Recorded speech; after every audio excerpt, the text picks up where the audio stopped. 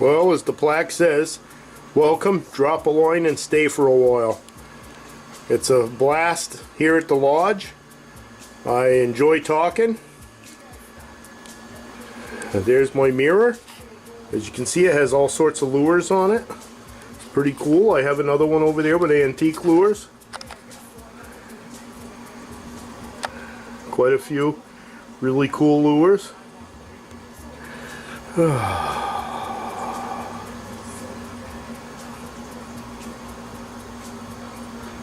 Anyway, like it says, drop a line and stay a while.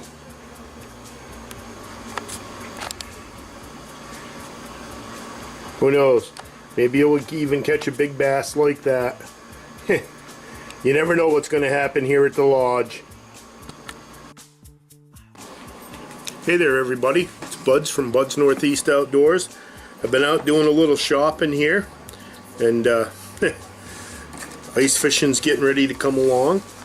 I got the ice worm, the Lindy tungsten ice worm. As you can see, it's pretty nice color. I have another one that I'll show you in just a second. Alright, we're back with you. I had to go look those up. I bought these at Runnings the other day. That's the yellow and orange ice worm. And we have the chartreuse and green one. These here have always been some of my favorite lures to fish, but in New Hampshire here, we've got the lead-free law now, and you know, it's one of those deals you have to kind of go along with the flow. We've had that law now. It started last year, and now excuse me, I'm gonna have a bit of a drink here. We've had it going now for over a year, and of course, as the law continues to be, there are way more lures to use. We had a lot of tungsten teardrops here in the last couple years that were good. I also got me these Impulse plastic baits. This here was at Bass Pro Shops the other day. I went down there, I got a swivel seat for my little flip over shanty. I haven't actually opened these up yet because I was saving them to share with you. I've not been a big fan of the plastic baits, but I suppose you can't beat Congress, so we're going to give them a shot again. This is one of them. It's basically like a little grub with a tail on it. I hope you can see that okay. Like I say, it's kind of like a little mealworm with a tail on the end of it. That right there is a green pumpkin color that I have. I don't know if you can tell that that's green pumpkin, but it's green pumpkin. And they come in this little plastic case, so hopefully they're easy to find and I won't spill them. I also got another one. That one was called, what was it called? I'm not sure. Does it say on the case? No, it doesn't actually. Well,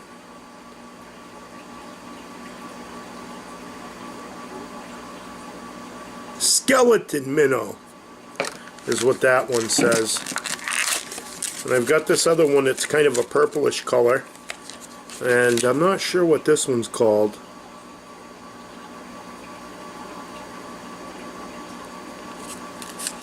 Huh. It looks like a little kitty on the label. With a long tail. Originally when I picked these up, I got two of them. They were just different colors of the one, and then I figured, well, I'll get different colors of two different types. This one here, like I say, looks like a little cat almost. I don't know if you can see that. It's got like 4 little legs on the bottom of it.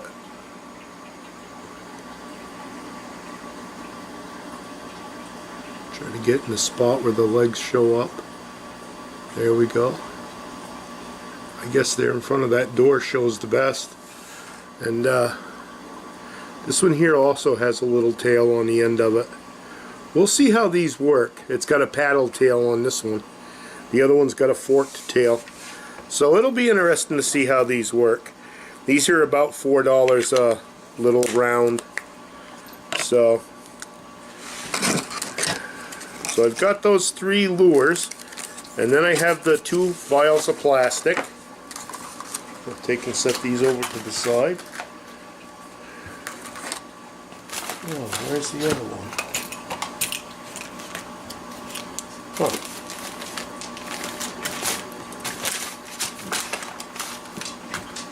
Oh, there it is. I got both of these at Runnings. They're called slab wraps. They're like a little tiny rattle trap for jigging. There's a perch color.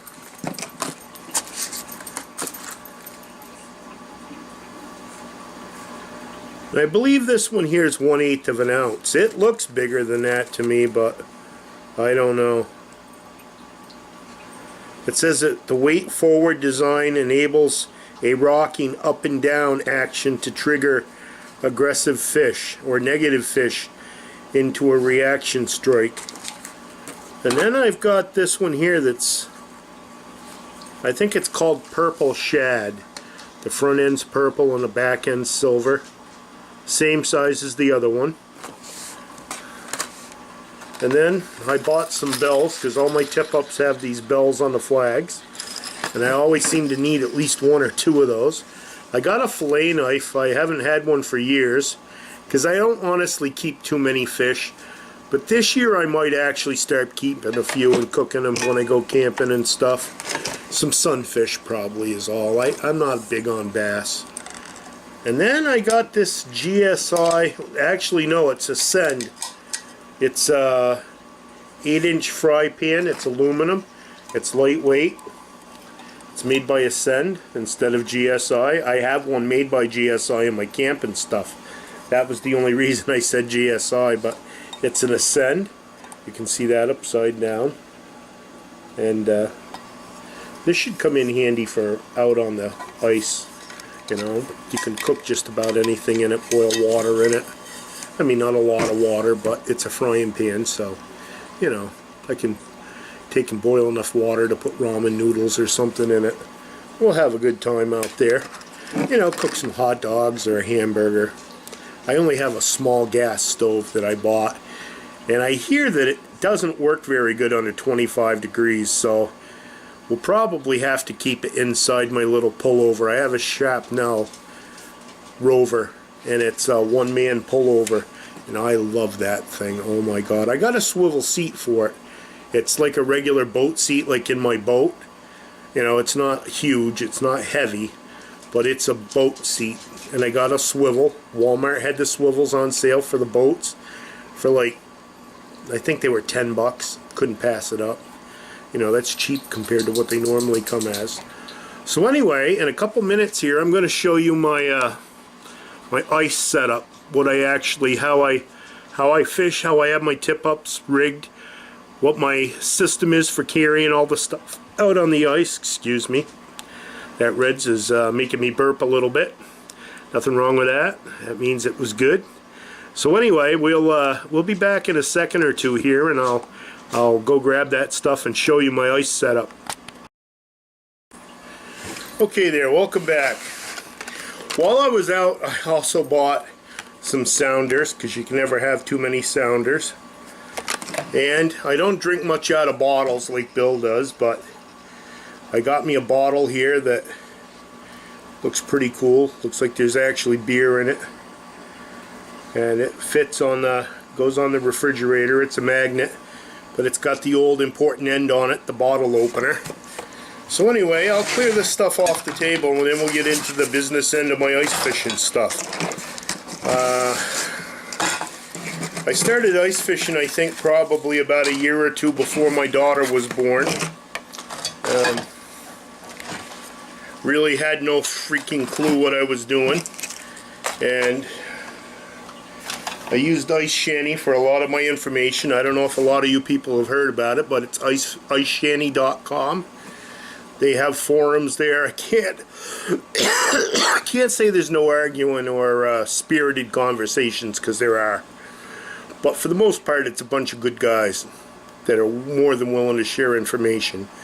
There's topics, probably about 100 topics, all the way from how to trick your shelter out to rigging your ice rods to your tip-ups. People discuss what the best tip-ups are, the best locations to fish them. Me personally, first ice, I stay fairly shallow, usually less than 10 feet of water. And as the winter progresses and it gets to be, I would say, about 2 feet of ice, I end up heading out mid-lake, out into the basins. Seems like the fishing, and it seems to progress pretty quick around here. We've had skim coats for the last few nights, but today the temperature's going to be up in the 50s. Last week it never crested above about 35 to 37 degrees during the week. So the ice is having, you know, that type of situation where it can't make up its mind what it wants to do.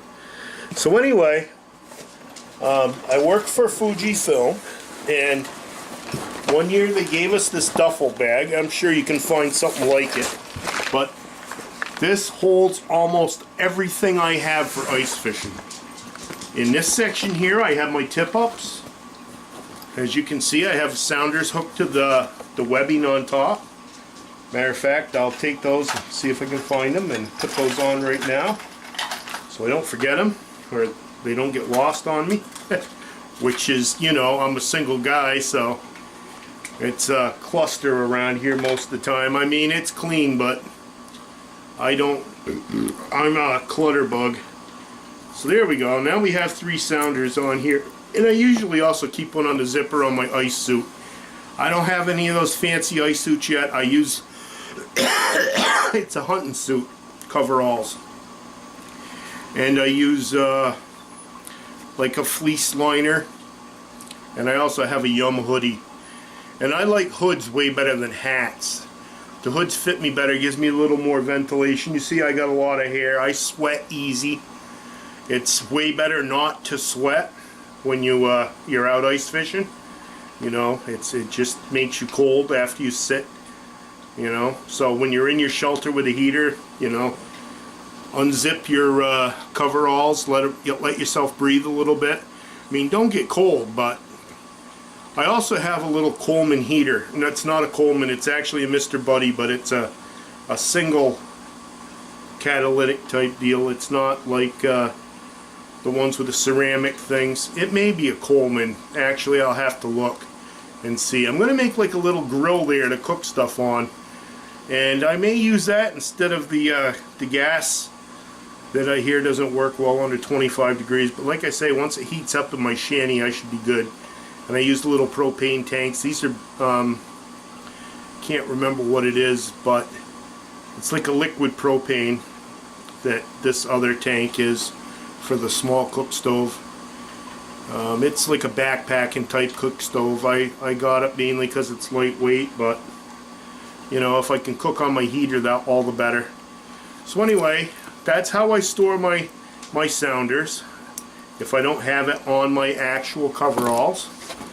So now I'll open this up. I'll show you one of my tip-ups. I have become a big fan of the Frabil round ones, the pucks. They work well for me. We'll see if I can find one that I can get out easy. They all actually come out fairly easy. So anyway, this right here is what I use. You can see it's a little sun bleached from being out in the sun. Some of these I bought used. So they set up very quick. All you have to do is do that, pull the flag up. I gotta grease these or oil them with a little bit of Pam and they'll slide up and down better. But anyway, you pop them up. This pops out. The flag goes right there underneath. The fish grabs your line, boom. Flag goes up. I hear the bell. And yeah, I go running. Nah, I don't run. I don't run for anything. Not even free food anymore. I used to be a rocket when I heard buffet, but not anymore. So anyway, they've got a cork bottom, which is good for storing the hook. This is the first time I looked at them this year. This one here has a wire leader on it for the pickerel. And recently I've been fishing with Bob Dosty, and we were fishing for northern pike, and he runs like a 25-30 pound leader, fluorocarbon leader on his lines up there for Lake Champlain pike. And I caught a pretty decent one. It was probably close to 3 feet long. Might have been 32, 34. You know how that is. Fishermen always seem to look at him through a different eye. But anyway,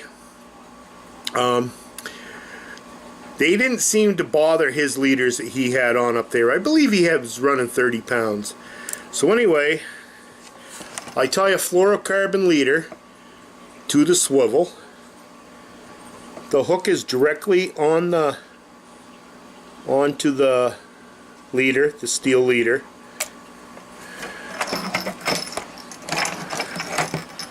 So this here is only about 18 inches, but I used to usually like to run about a 2 foot leader. This one here has probably been chomped. Hey, it's my little pal. He loves being on film. He says, "Hey, everybody, happy Thanksgiving from the Tate Estate. We love you." Yes, sir, that's my little boy. Yeah, that's the Nikester. That's Pugalicious to you. He says he demands you call him Pugalicious. Yeah, he do. Yeah, Pugalicious. Mr. Pugalicious to you guys. Because that's just the way he rolls. Yep. He's so cute, ain't he? Yeah, he don't ice fish with me. No, he gets cold too quick. We might try it once this year if I have a nice warm day and I can trust him. You know, because he likes to take off too. I can hook his long leash to the auger though once I get all the holes drilled, and he won't. And I doubt he's going to pull the... If I hooked him to the shanty, I don't think he's going to pull it very far. If he did, I'd bring him with me every time. That's a guarantee. So anyway, back to the rods. So I got the Fenwick rod locker for my rods. It's all fabric. It's not necessarily my ideal setup, but it does hold 6 rods, so I go with it. I got them for free through Reed's. They came with my Eskimo pop-up flatfish 949. So anyway, I got this here for just putting the order in.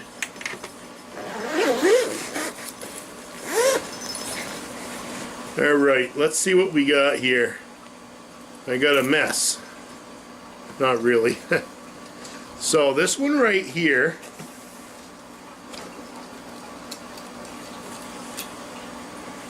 is my light action ugly stick. And all I have this rigged up with right now is just line. And I have a swivel attachment at the end, a very lightweight swivel. I don't think that actually makes the fish shy, but if it does, I would take it off. If I'm not having a good day, I'd reduce that down to just the actual jig. I like to have a swivel feature on there, even if it's a couple feet up above. And they make these really tiny swivels now that I use for my regular freshwater fishing. And I put those a couple feet up and hook my fluorocarbon to it. This right here is a Suffolk ice line. It's probably a 2-pound test. I don't use too much bigger than that unless I'm actually targeting bigger fish. But this is my perch and panfish setup. It's very lightweight. I'm not a big spring bobber guy. So anyway, here's another one of the same rigs without the swivel. And as you can see, it has the teardrop jig, tungsten jig. That was all you could buy about a year ago for tungsten. They didn't have any real shape to them.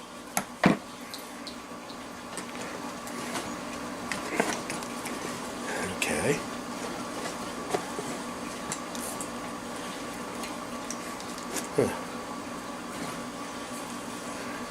Here's another one I have. This is an HT rod. It's a super ultra light. If the fish are really biting super light, I go with this. I've got the Trophy Ice Angler lure saver on the end, so it doesn't get tangled up in all the other lines. And this one right here is another tungsten jig that I have. And I don't know if you noticed, I use the crappie reels. I have been using these for probably 12 years. Before all the guys went to the fly fishing type units, I started doing this. I really love it. You can lighten and tighten the drag pretty easy. There's a dial over here. You can set it to click. Instead of bait clicker, you can set it to be quiet. But right here, I believe I have the HT red line on it. Huh.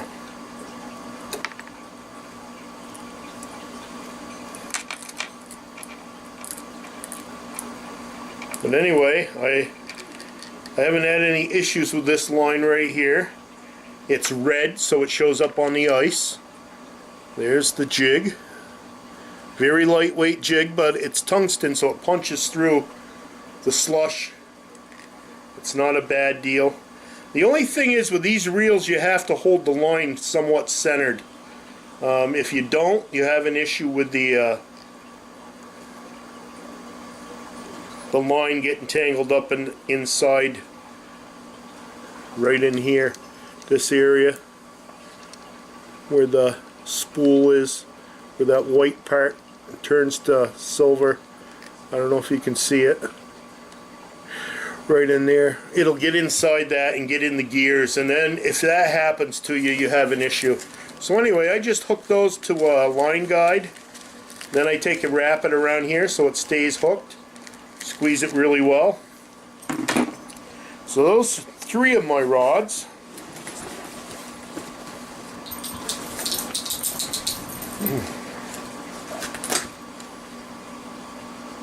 Oh wow, why is that so tight?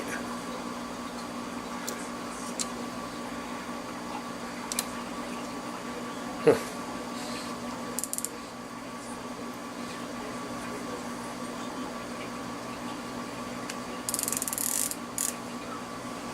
So anyway, with these reels you can, this here's like a stop. There's no actual drag on these, so you actually have to thumb it when you get a fish. You have to like free line it, which is okay. I mean, some of them have drag, some don't. This one actually has drag and it's set pretty tight. I don't know why. But you know, this right here is probably 4-pound line on this one. And I believe this is a medium rod. Still got a fairly small jig on it.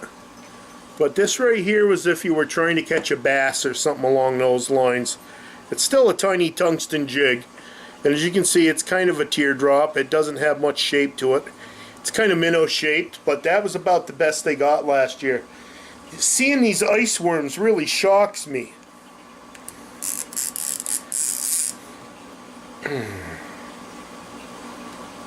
So anyway, that's that one. That's another medium rod that I have.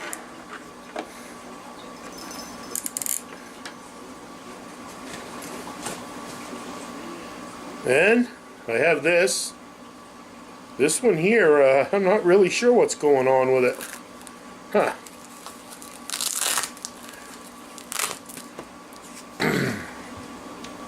Okay. So anyway, this right here has got this flutter type jig on it. Huh. There we go. You see that? It's a flat piece. Still says tungsten, so I don't know. It doesn't feel it though. But that's good for a minnow right there. And this is another medium rod. Catch largemouth on it, you know, big panfish. It depends on how you want to fish it and what you want to use for bait, but I'd probably use live shiner on a rig like this right here with that spoon.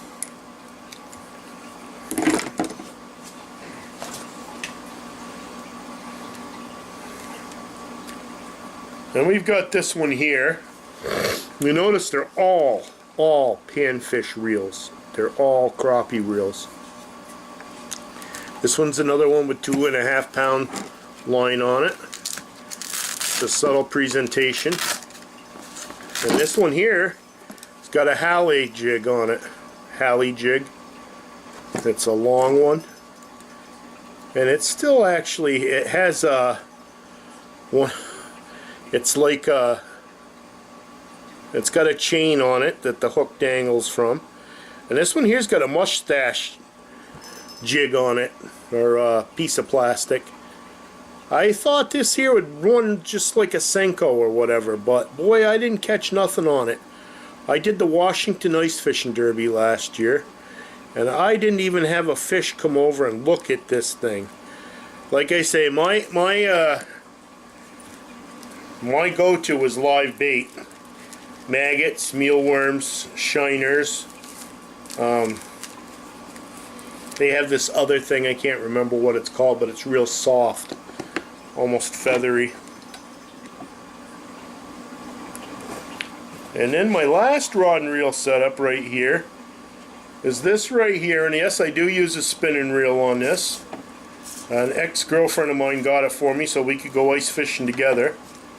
It never actually materialized because we didn't stay together that long. I seem to have that issue with women, which, you know, it happens.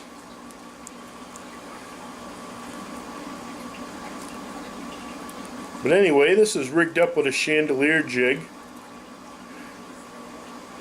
It's not actually hooked to the line. Not really sure what happened. Maybe I was having a rough time with it that day and it was cold and I put it away half done. But anyway, it's kind of tangled up here. I'll probably do this off camera. But anyway, she bought me this, and this is a Frable medium rod. I mean, she really didn't know. God love her. She didn't know about ice fishing, and she didn't realize I have more rods and reels than God has disciples. So I've got 1, 2, 3, 4, 5 that I've shown you. This is my 6th rod. And then I actually have one that's a bait caster that is for lake trout fishing. Actually, that's what I thought that one might have been. That's in a separate compartment here. That's this one here. This one has an actual real bait caster. It's a Shakespeare Alpha. I didn't want to spend a ton of money on it because I don't go lake trout fishing that much. I might bring you guys to Newfound Lake, and I hear that is the ice fishing capital of the world for lake trout in New Hampshire anyway. Not the world, New Hampshire. New Hampshire. It doesn't beat Maine. But I hear the place is overrun with lakers. And we may try our hand over there. Most of New Hampshire's 18 inches for lakers. Minimum weight, or minimum length. But I believe Newfound's 16. So, plus they have rainbows. It's only a 2-device lake. So I don't like fishing the lake trout lakes because of that. You got one you can jig with and you can put a tip up, and that's it. 2 devices. Not 2 tip-ups, 2 devices.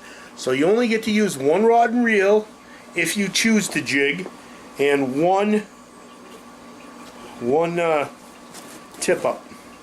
Or 2 tip-ups if you don't feel like jigging, which is okay with me. I mean, I don't care how you do it. So, anyway, we'll put this stuff all away, and then I'll show you my lures. How's that grab you? It'll be fun. I'm a lure collector. I don't fished, and I don't believe all of these, even probably 2/3 have even seen the water, felt the water. We'll put it that way, felt the water. Here in the pocket. Keep them warm. I know I hear everybody say they don't last long once they're cold. Keep them warm. Put the camera back in your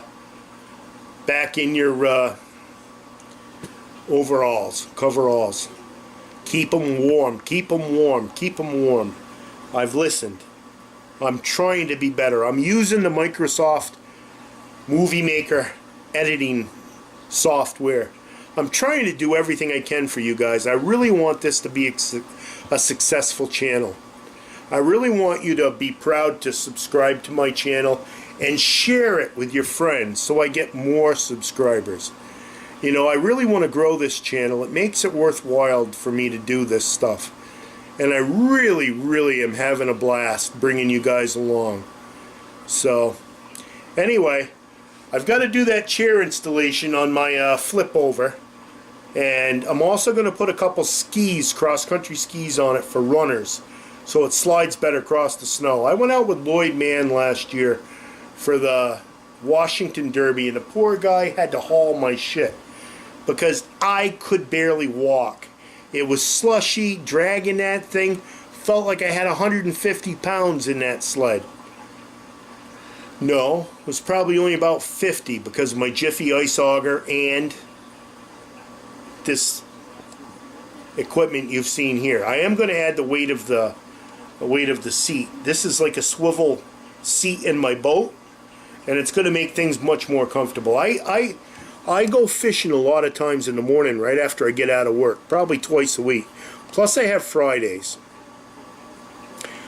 Don't quote me. Don't think I can keep that kind of pace up all season. And the wind has a big effect on things for me, because I don't like to be out in the wind where it's really cold. But I'm going to do the best I can for you guys to give you a bunch of fun content, things that you're going to want to see. Okay? I caught a huge sucker at Lake X. You know, X, Lake X, a few years ago on 2-pound line. Thing must have weighed 12 pounds. It was huge. Huge. You know what I'm saying? Huge. And that's not a fishing tale either. That's the truth. But anyway, it was huge.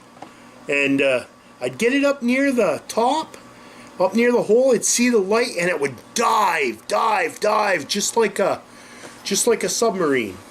And I couldn't stop him. Of course, like I say, I only had 2-pound line and a little tiny jig and fishing with maggots. So anyway, I fight him and fight him and fight him. It took me probably 15, 20 minutes. And this thing was as long as my shrapnel. I have the bench seat right now. It's just a wooden seat that slides back and forth to allow you to access stuff in the sled itself. Well, I'm going to have a swivel seat like what I have in my boat. And that's going to be so much more comfortable. Because like I say, I go fishing right after work. I've been up for probably 12 hours at that point because it's almost an hour ride to work. And then I got to go to wherever I'm going ice fishing, set things up.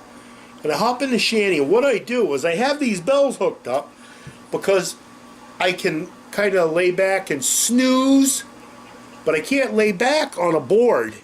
So that's why I got this chair. And it swivels so it won't hinder me in any way. Won't stop my mobility inside the shack for jigging or cooking or whatever I need to do. But anyway, I have the bells hooked up so as I'm dozing off, I wake up, I hear the bells, ding. I go running out of the, well, yeah, for me running anyway, shuffling out of the shack and get the line and see how that goes. You know, I love ice fishing. I just love it. Like I say, it's, you go a different place, it's like you got a little shelter, a little hut, a little fort, like back when you were a kid. Fun time, fun time. Drill a couple holes, have the heater going inside, you're nice and toasty warm, cook yourself up something. Yeah, that's living. I'm telling you, that's living. But we can't do it till we got at least, I don't go out on any less than 4 inches of ice. And like I say, I use a life jacket, so don't laugh at me the first part of the year. Last thing I want to do is drown in ice cold water. And I would suggest the rest of you be really careful. Striker makes those ice suits. They're awesome things. I've looked at them at runnings. They're like $249 for the jacket, $179 for the bibs. Unfortunately, I'm a triple XL type of guy, and guess what? They only go to 2X, so I'm out of luck. Unless I just want to wear the coat open, and I'm not so sure that's going to work so well with a flotation thing. And it's going to let water in, because supposedly this outfit is watertight around the ankles and the wrists, and the jacket repels the... I mean, it's got magnets to hold the flap closed so the water doesn't get in so well. Awesome unit, but they don't make 3X, and I'm a 3X type of guy. You know, I tell Runnings all the time, and I don't believe that Striker even makes a 3X, but I tell Runnings all the time, don't buy so many smalls and mediums. Have you looked at most of the guys that come through your store from Claremont? We ain't little. We're big dudes. We're big dudes. You know? Big dudes. So, that's just the way it is. You know? Guys from Claremont like to eat. We like to barbecue. We like smokers. We like a beer. Speaking of which, I'm getting a little parched. Well, I'm completely out of Red's Wicked Mango, so I guess the video's over. So anyway, we will talk to you later. Probably the next time we'll be doing the shack, putting the seat in. You know, it's basically just bolting it in. It's not a big deal, but there is a bit of a trick to doing it. I mean, like when I've done it on my aluminum V-Hulled 14, you know, I've got the clamps on the bottom of the chair that hooks to the swivel, that hooks to the chair. And there's not much clearance between the swivel and the chair, so you got to do it just right. And maybe I'll save you some BS and stuff with it. I'm also going to take and put strip lights in this, modify it for strip lights, and put in an auxiliary battery to run the lights, and maybe like you know, a bubbler for the fish inside the little shanty thing that I have.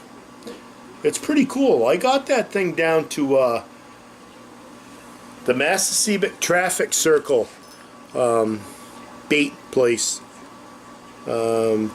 Wildlife Taxidermy's the name of the place, the official name of the place. And that place, for a little store, has everything you'd ever need. I mean, and they are competitive with Bass Pro Shops. And I bought this thing. You go into BPS, and they're going to want $179 minimum for a shelter like this. Unassembled, not hooked. I mean, you got to put it together when you get home. I went down to the traffic circle at the Wildlife Taxidermy place, and bam, I got to buy the one that was right on the display floor for $201, I believe, all put together. All I had to do was throw up my trunk, come home. And I don't know if you noticed in my other fishing videos, but I've got a Toyota Camry, so you know, that's another thing. My car, I was in an accident, somebody T-boned me, not my fault. I want to specify that, not my fault. And they're going to fix my car on December 18th, so I may not be ice fishing only because of that. I really want to get my car back. I don't want to load all this crap into a rental car, take it out, load it in, take it out. You know what I mean? And I don't want to take a chance on scratching the rental either, so we will leave it at that. So anyway, thanks for hanging out with me today. It was a lot of fun. I wish you guys could actually be here in the living room. And you know, if any of you guys want to go ice fishing with me, or camping, or fishing during the summer in the boat, just give me a comment down below. Let me know. You know, we can work something out. I won't charge you.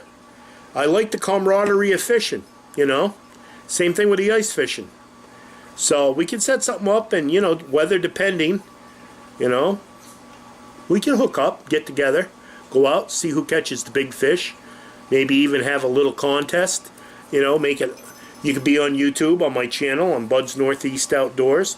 And the reason it's Bud's Northeast Outdoors instead of Bud's NH Outdoors, when I was guiding, I only guided in New Hampshire. The Northeast is because I actually went out to the St. Lawrence River and fished out there also.